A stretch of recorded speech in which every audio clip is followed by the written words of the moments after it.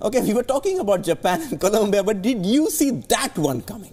No, not at all. You know, we spoke about the players that Poland had in the squad. Lewandowski, obviously. Milik is also a fantastic player. Goretzka also. I think between Lewandowski and Goretzka, there's like 50% of the coach's goals has come through those two. So you'd expected them to do a lot better. You know, they got off to a fairly slow start, and obviously the Senegalese are tough anyway. They're robust, and they showed that today. Yes, and interestingly, you know what this means now is that both out of Colombia and Poland, who you looked at the start of this group and said these two may go through, probably we don't know who's 1 and 2, you're looking at a situation now where both of them, one of them is going to go through.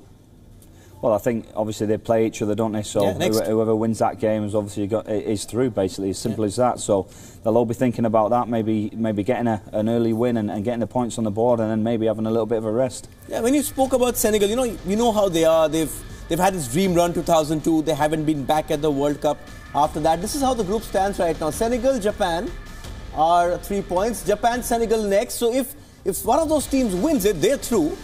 And Poland, Colombia one of those teams have to hope that they don't lose, because if they lose, they're going home. But talking about the Senegal team, you know, physically very strong, had pace as well, and they took the chances. They were lucky, you could say, but this is the World Cup, you take it. Yeah, I mean, they've been under pressure. The coach has been there 3 or 4 years now. You know, he's tinkered with the system recently. He got criticised heavily for being a bit too defensive.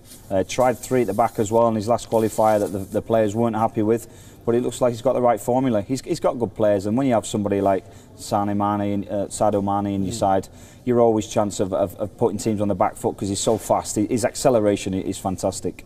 One more question I wanted to ask you was about game management. You know, that's the goal which eventually won it for Senegal. You know, you look at the Polish side and wonder what was going on. Somebody needs to look around and see what's going on, what's happening, where the player is. He's gone off for treatment. He's coming back on. They just played right into his hands. Yeah, I mean, the lad's gone off for treatment.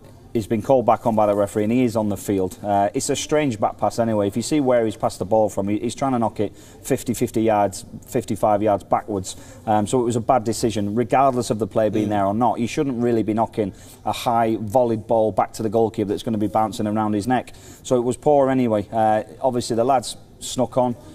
He was on the pitch, like I said, but he was kind of just come on the pitch, almost in stealth mode, and obviously the Polish lad didn't see him, but at the end of the day it was a poor back pass, even if the player wasn't there. I love that bit at the end, the stealth mode. Well, Poland versus Senegal then has concluded the opening round of action in the group stages.